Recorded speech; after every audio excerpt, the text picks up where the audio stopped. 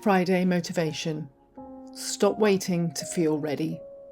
So many women delay their own lives waiting for a feeling that may never arrive. Readiness.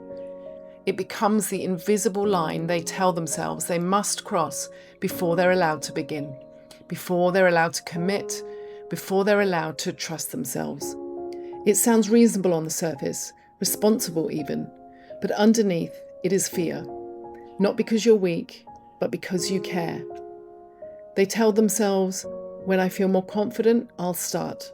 When I feel less overwhelmed, I'll commit. When I feel ready, then I'll trust myself.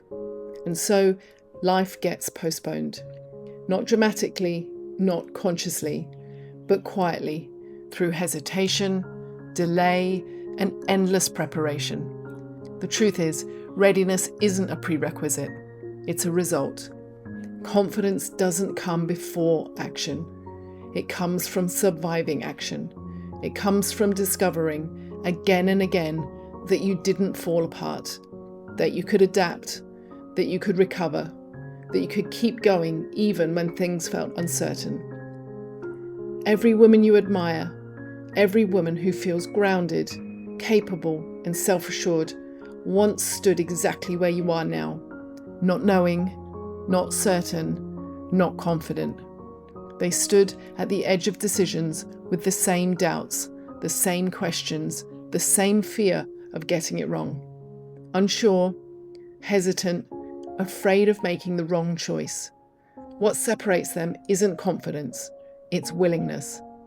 They didn't move because they felt ready. They moved because they were willing to feel uncomfortable.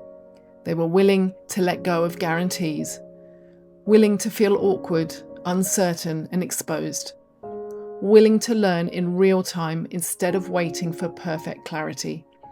And that willingness, not readiness, is what changed everything.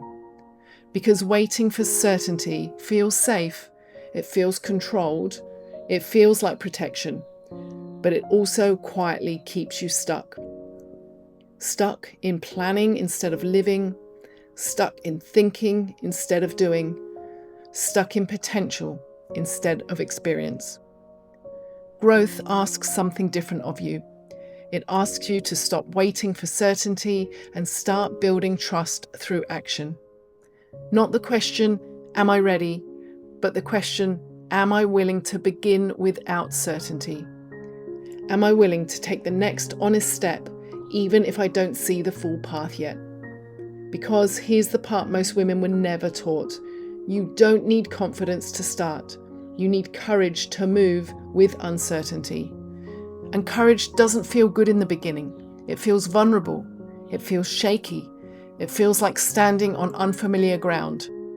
But every small action you take builds evidence. Evidence that says, I didn't fall apart. I handled more than I thought. I adjusted when things didn't go to plan. I survived my own doubt.